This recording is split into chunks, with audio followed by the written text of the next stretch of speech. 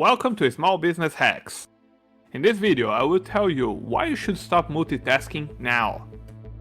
Contrary to what you may think, multitasking harms productivity and efficiency, and there is a better way to do things. Let's start with some context by using an example. It's an ordinary morning for most inhabitants of the Tanzanian savannah, except for a lioness and its hungry cubs. The urge to feed her offspring increases the female feline awareness. She fully mobilizes her senses to the approaching herd of antelopes. Or maybe not. The lioness in reality does not care about the herd. She is laser focused on a single antelope, one that is slightly behind due to a numb leg, probably a result of sliding in a wet rock. The feline focuses all her plans during the next minutes only on the numb antelope. She assesses how fast he can be, his escape routes, even the exact point where she should burst and dash to catch the prey. She is laser focused, she is surgical. If she worries about the cubs' fighting games, about the herd, or her tax returns, she loses the prey. The entire word for the lioness at this moment is that numb antelope. The lion does not multitask. Neither should you. Here I'll give you a few reasons why. Multitasking weakens your memory. To multitask with frequency damages our memory. It's even worse when it involves multiple media sources.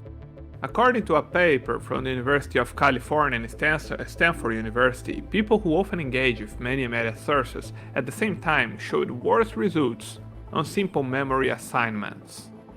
We are talking here about the so-called heavy media multitaskers. They have multiple media channels open at once, switching between them. A student writing her thesis on a laptop while occasionally checking the TV, responding to Facebook messages, and then getting back to writing, for example. People similar to the example given above showed a higher probability of experiencing lapses of attention. These attention lapses then contributed to poor performance on cognitive memory tasks. One explanation from the researchers is that we never truly multitask, but we task switch. The constant and frequent task switching reduces efficiency. Second, multitasking reduces the ability to mobilize your executive functions. Our brains have a set of tools, called executive functions. They manage cognitive processes and decide how, when, and in what order tasks are performed. Multitasking affects two stages of our executive functions. Goal shifting, deciding to do one thing instead of another. Role activation, changing from the rules from the previous task to rules from the new task. The time between the two stages may be only a second. However, when we are task switching all the time, remember that in reality nobody multitasks, but task switch. These seconds will add up and become minutes, maybe hours of extra work. Productivity may fall as much as 40% by the mental blocks caused by switching tasks. Third, multitasking lowers your IQ. Gray matter is one of the main parts of your brain. It contains most of the brain neuronal cell bodies, and include parts involving muscle control, sensory perception, such as seeing and hearing, memory, emotions, speech, decision-making, and self-control. Explanations made. Let's dive into where it gets interesting. Scientists at the University of Sussex obtained MRI scans of people spending long periods on various devices like texting while watching a movie. The scans showed lower gray matter density. This likely means they had less cognitive control and were prone to suffer from a poor attention span. Psychologists long believed that cognitive impairment from multitasking was temporary. However, new studies suggest that the effect could be longer. Heavy multitaskers showed an IQ decline similar to individuals who have stayed up all night. Some male participants had an IQ drop of 15 points. This puts their IQ at a level similar to an 8-year-old child. By the way, please allow me a small digression. If you're enjoying this video, please give us a thumbs up, hit the subscribe button for our next videos and activate the notifications. Now back to our subject. Fourth, multitasking increases stress levels. High heart rates are often a sign of stress, especially when physical activities are not involved and people are healthy. Researchers from the US Army and the University of California discovered that heart rates of employees with continuous access to email were permanently higher.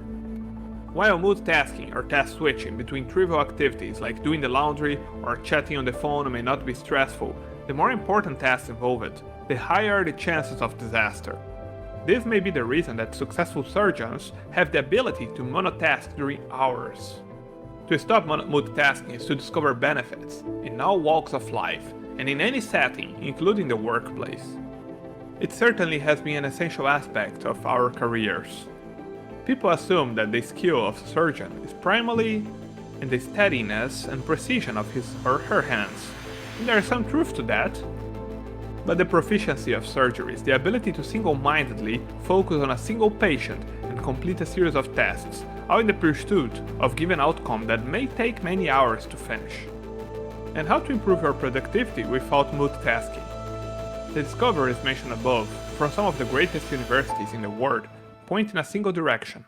Multitasking during important tasks is detrimental to your performance. Among the skills negatively affected by this constant task switching are attentiveness, mindfulness, and learning. While for trivial activities multitasking is not a problem, during work it may thwart your success. Media companies and special social networks spend colossal amounts of resources to capture your attention. This makes the fight against the constant distraction and task switching a difficult mission. But it is still possible to win this fight and make your performance soar. If you find yourself task switching and distracted, take a look at techniques like the Pomodoro, developed by Francesco Cirillo. I also recommend the methods from Newport to practice deep work. You do not need to be a Formula 1 pilot, a surgeon, or an air traffic controller to benefit from a fully focused monotasking practice. In a myriad of fields, we deliver our best, one thing at a time. And thanks for watching.